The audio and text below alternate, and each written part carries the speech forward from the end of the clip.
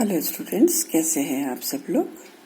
आशा करती हूँ अच्छे होंगे लॉकडाउन के इस टाइम में और घरों में बैठ के अपनी अपनी पढ़ाई आप लोग कर रहे होंगे।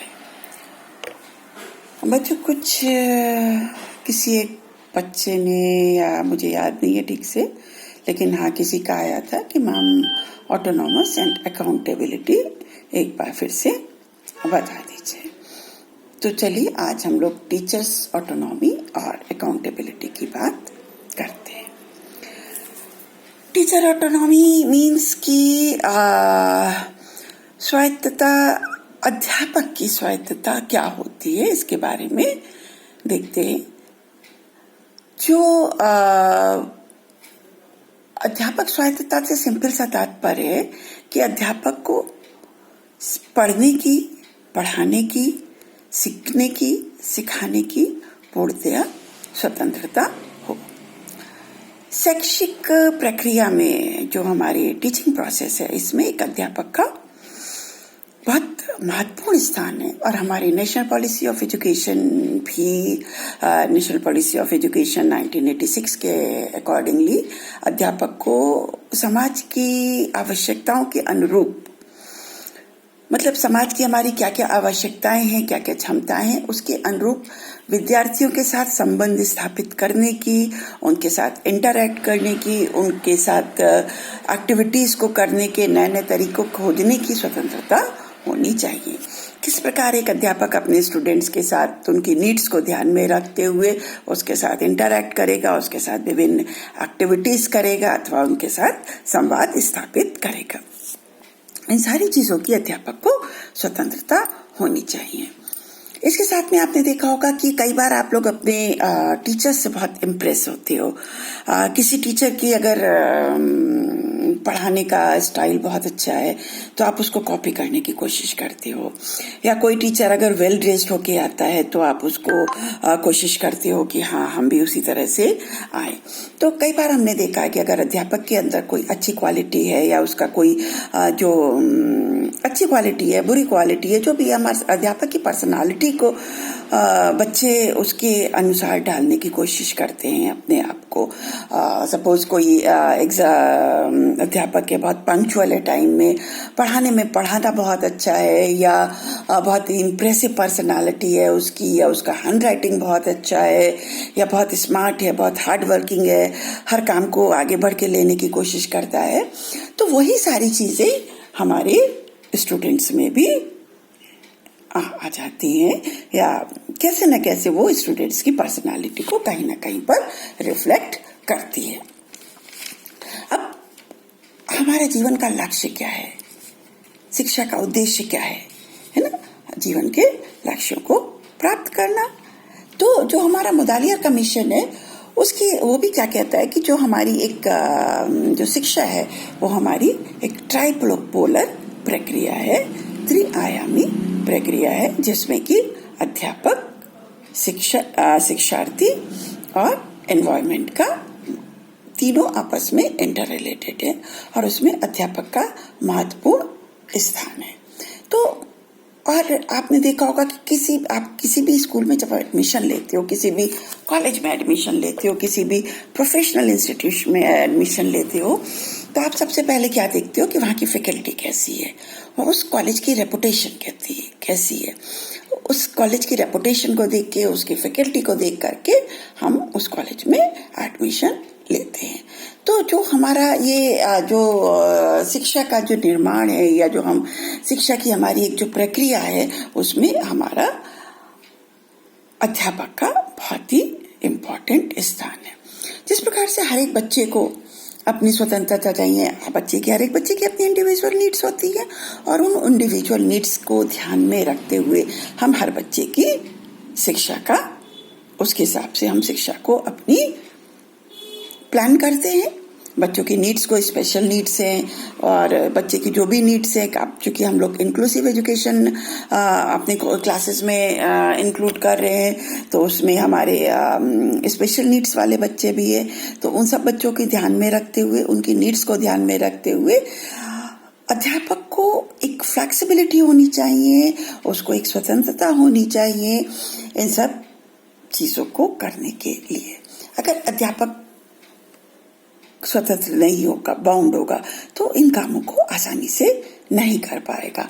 उसको पर्सनली, उसको प्रोफेशनली ग्रो करने के लिए एक स्वतंत्रता की, ऑटोनॉमी की, स्वायत्तता की आवश्यकता है, जिससे कि वो नए नए वर्कशॉप्स अटेंड कर सके, नए नए सेमिनार्स कर सके और वहाँ से नए नए आइडियाज के साथ में अपने बच्चों में, क्लास में आ सके और वहाँ के एक्सपीरियंसेस को अपने बच्चों के साथ बांट सके। अब बच्चे, ये जो टीचर्स हैं, ये क्या करते हैं, अपने बच्चों के छोटे छोटे ग्रुप्स बना सकते हैं, जहाँ पे छोटे छोटे ग्रुप्स बना करके हम टीचर और स्टूडेंट के बीच में इंटरेक्शन हो सकता है, उनके बीच में ज्ञान का, एक्सपीरियंसेस का, नॉलेज का, राइट्स का, सारी चीज़ों का आदान प्रदान हो सकता है। वो एक दूसरे के नॉलेज से सीख सकते हैं। तुम्हें ये चीज़ आती है, मुझे नहीं आती है, तो अच्छा बताओ, तुम्हारा अनुभव इस चीज़ के प्रति ये रहा, लेकिन नहीं, हमारा तो अनुभव अच्छा रहा। तो वो सारी चीज़ें हैं। स्वायत्तता का तात्पर्य है शैक्षिक स्वतंत्रता, आगे बढ़ के किसी चीज़ को जिम्मेदारी लेने की क्षमता। कई बार जिसे पूछा जाता है कि आप काम करोगे, तो आदमी पीछे हट जाता है, नहीं, आपको आगे बढ़ के उस चीज़ को, नहीं, आई विल डू, है ना, मैं इस काम को करूँगा। चार्ज लेने की क्षमता और अपने आप अपनी लर्निंग को कंट्रोल करने की क्षमता, अपने आपको अपना मूल्यांकन भी स्वयं करने की क्षमता आपके अंदर होनी चाहिए कि हाँ, मैंने ये अच्छा पढ़ाया है या गलत पढ़ाया है। आपको अगर आवश्यकता पड़े तो किसी पर्टिकुलर इस बच्चे के लिए आपको सीखने की भी कोई पर्टिकुलर कौशल अगर आपको सीखना पड़ जाता है, तो आपको उसके लिए भी रेडी रहना चाहिए।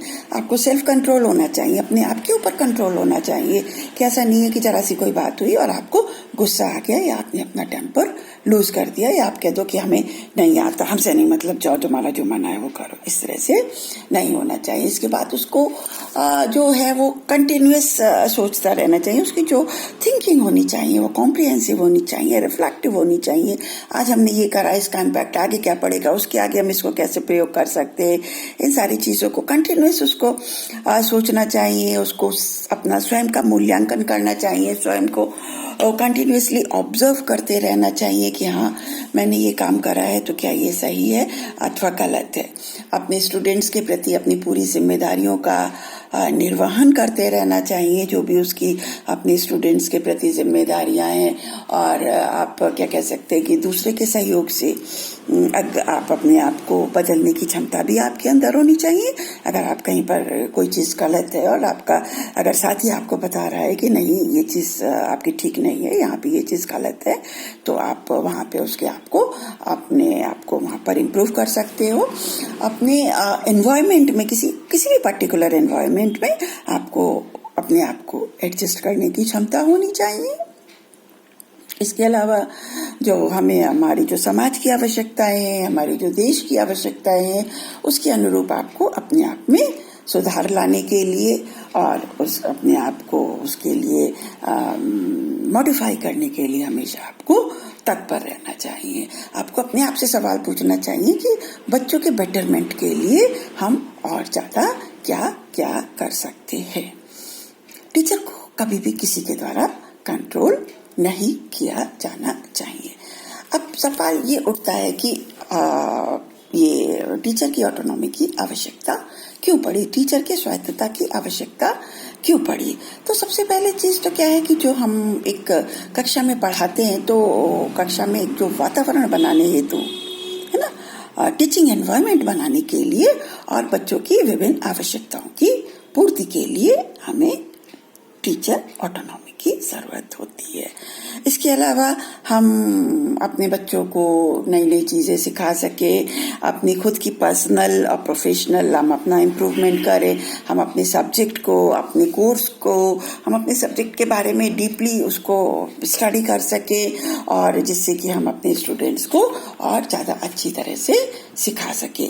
हम नए नए एक्सपेरिमेंट्स कर सके, हम नए नए इनोवेशंस कर सके और बच्चों के साथ उनको शेयर कर सके, बच्चों की पर्सनल नीड्स, उनकी रुचियों, उनकी मोटिवेशंस को देखते हुए कि किस तरह से हम बच्चों को मोटिवेट कर सकते हैं, वो सब चीज़ों के लिए भी हमें स्वायत्तता आवश्यक है। अगर आपको कहीं पे बाउंड कर दिया जाता है कि नहीं आप ये काम नहीं कर सकते हो, या आपको केवल 40 मिनट मिलेंगे इसके लिए, इसके अलावा आप नहीं कर सकते हो, तो वहाँ पे टीचर कैसे कर पाएगा? अगर क्लास में इतना बच्चा है और आपको बच्चे के ऊपर पर्सनल अटेंशन देना है, बच्चे को पर्सनल फील करवाना है, आपको बच्चे को ये फील करवाना है कि नहीं तुम मेरे लिए बहुत स्पेशल हो, तुम मेरे लिए बहुत महत्वपूर्ण हो।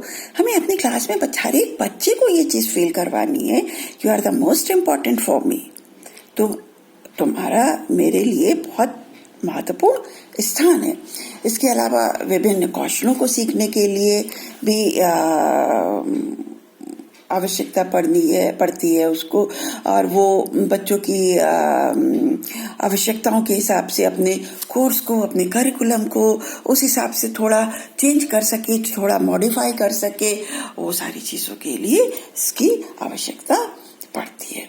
अब टीचर अपनी ऑटोनॉमी को बढ़ाने के लिए और क्या क्या कर सकता है, किस किस प्रकार से वो इस स्वायत्तता को, मतलब इस ऑटोनॉमी को प्रमोट करने के लिए वो और क्या क्या कर सकता है। तो सबसे पहली चीज़ है कि टीचर को, जैसे कि मैंने पहले भी कहा, कि कंटिन्यूस थिंकिंग होनी चाहिए, उसको ज़्यादा से ज़्यादा पढ़ना चाहिए, उसको अपने आप को ऑब्जर्व करना आना चाहिए, उसे अपने आप के ऊपर नियंत्रण रखना आना चाहिए, अपने आप को क्रिटिसाइज करना आना चाहिए, और उसे अपने आप का फीडबैक, उसका खुद का मूल्यांकन उसे लेना चाहिए। ये मूल्यांकन उसके बच्चे भी दे सकते हैं, स्टूडेंट्स भी दे सकते हैं, और उसके पीयर ऑब्जर्वेशन जिसको हम कहते हैं, उसके साथी लोग भी दे सकते हैं कि हाँ आप अपने किसी साथी से कह दीजिए, अपने किसी कोलीग से कह दीजिए, वो आपको आपका वो दे देगा, क्रिटिसिज्म, आपको आलोचना आपके बारे में कर देगा, आपको बता देगा कहाँ पर आप सही हैं, कहाँ पर आप गलत हैं। और जो आपकी लेसन प्लानिंग होनी चाहिए, that should be very careful. बहुत अच्छे से आपको अपने उस लेसन को तैयार करना चाहिए। उसके लिए जो भी आपकी ऑडियो विजुअल एड्स हैं, जो भी उसके लिए सहायक सामग्री की आवश्यकता है, उसको अच्छे से तैयार करना चाहिए। दूसरों के साथ आपको कोऑपरेट करना चाहिए, और इस तरह से ये सारी चीज़ें हैं। और बहुत सारी स्टडीज़ में ये देखा गया है कि जो टीचर ऑटोनॉमस होते हैं, जो टीचर जिनको स्वायत्तता प्राप्त होती है, वो अपनी कक्षाओं में ज़्यादा इफेक्टिवली और ज़्यादा कन्वीनियंटली और एफिशिएंटली पढ़ा पाते हैं, बजाय उन टीचर्स के जिनको की स्वायत्तता प्रदान नहीं होती है। तो प्रोफेशनल इंडिपेंडेंस या एफिशिएंटली वर्क के लिए हमें टीचर्स को प्रोफेशनल इंडिपेंडेंस देनी चाहिए और देनी पड़ेगी। That's all to teachers autonomy. और अकाउंटेबिलिटी के लिए हम आपको दूसरा लेक्चर ले लेंगे। छोटा छोटा है बेटा, बहुत ज़्यादा इसमें आ नहीं पाता है। और आप लोग देखिए, अगर आपको और भी किसी टॉपिक की ज़रूरत हो तो आप बता दीजिएगा। शायद किसी बच्चे ने कॉग्निशन के लिए भी बोला था, तो देख लीजिए, आप लोग डिस्कस कर लीजिए और बता दीजिएगा। जो भी होगा आपको बना देंगे हम लोग वीडियो। और घर में रहिए, सुरक्षित रहिए, पढ़ाई करते रहिए। हाँ, एक चीज़ और है, आप लोग अपने अपने जो फाइनल लेसन प्लान हैं वो भी बना करके अपने अपने जो आपके सब्जेक्ट एक्सपर्ट टीचर्स हैं उनको सेंड कर दीजिए, जिससे कि जब भी कॉलेज खुलेंगे तो फिर आपके प्रैक्टिकल्स भी होंगे और उसके लिए फिर आपको टाइम ना लगे। Okay, bye bye, take care, घर में रहिए, सुरक्षित रहिए।